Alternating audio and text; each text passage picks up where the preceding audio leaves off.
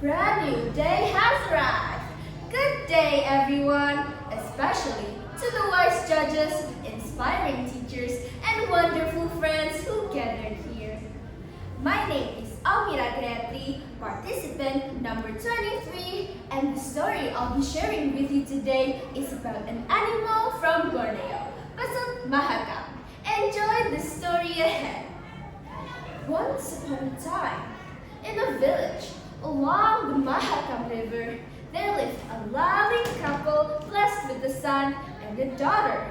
Their family was joyful and harmonious until a terrible illness struck the mother.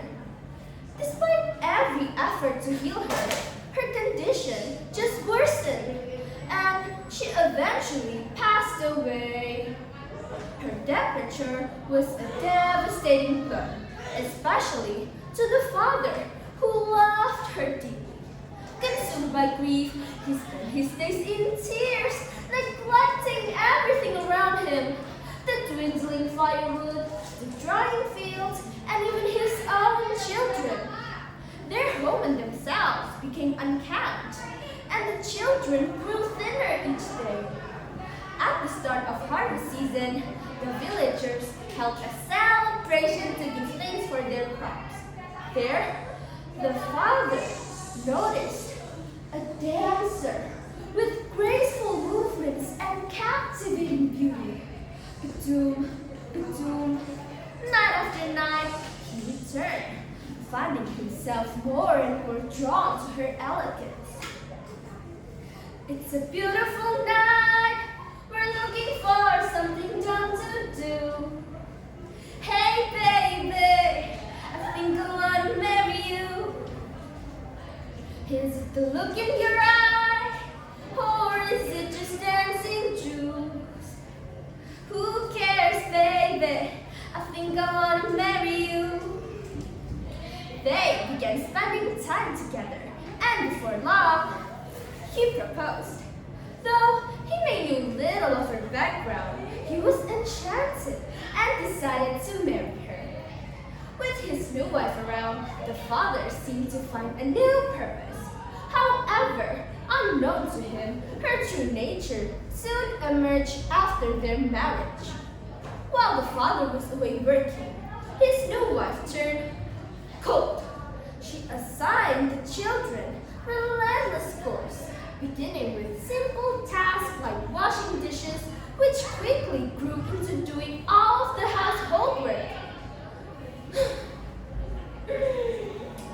Now, let's see. You two can start by washing dishes, and once you're done, the floor needs scrubbing. But we just finished cleaning the windows. Is there a problem? You want to help, don't you? When the sun set, the father returned, but the stepmother said, "Oh, my darling, it's been such a struggle here without you. The children won't lift a finger to help you around the house. They just laze around all day." We did everything here, old woman. "Oh, my darling, they're making excuses again. Perhaps they need a lesson to appreciate how much I do for them. Maybe they should only eat leftovers until they learn to be grateful."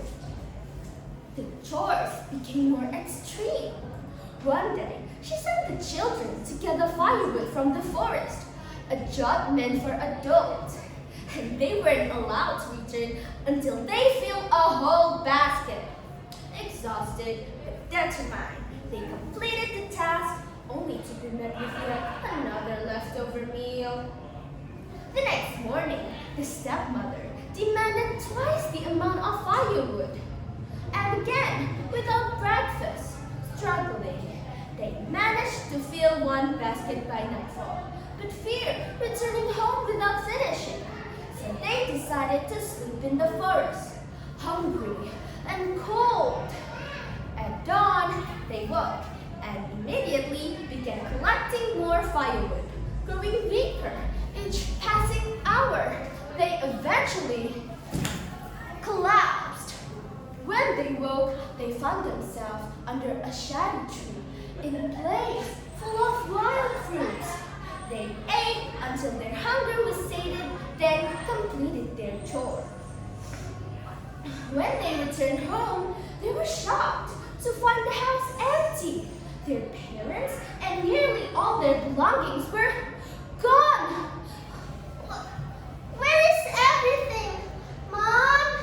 Dad? Even our blankets are gone. It's okay, younger sister. The older brother thinks. Ding! We can sell the firewood from the forest to the neighbors. With that money, we can start searching for our family. Good idea, older brother. I believe we can do this together. After a long journey, they finally reached Mahakam River and spotted a small house with laundry outside. If they looked closely, one shirt looked just like their father's. They rushed inside but found no one. But they did find a pot of porridge in the kitchen. Starving, they couldn't resist and ate till they left no crumbs. But suddenly, a burning sensation swept over the children. They drank a ton of water, splashed it on themselves, but nothing helped. Desperate, they ran outside and plunged into the river.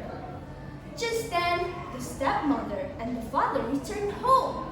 Seeing all the scattered belongings and the empty pot, they realized the children had come searching for us. The father rushed into the river, but he saw nothing until there's two strange creatures with faces like his children playfully spraying water. My children? No, it can't be. Oh, my dear children, I never wanted any of this. I didn't know you would come searching for me after everything I've done. I'm sorry, my children. My wife, I need to find my wife.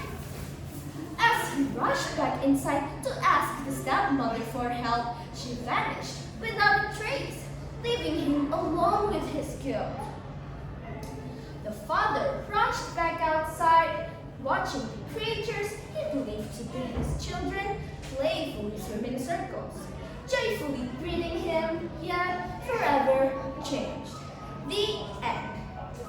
Everyone hopes for a happy ending, but not every story turns out to be that way.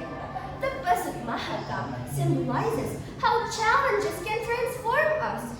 Reminder that every actions have their own consequences, and true love brings hope. These values of responsibility and compassion reflect local wisdom that strengthens families and community bond. Alhamdulillah, I've reached the end of my story. Thank you for listening. Wassalamualaikum warahmatullahi wabarakatuh.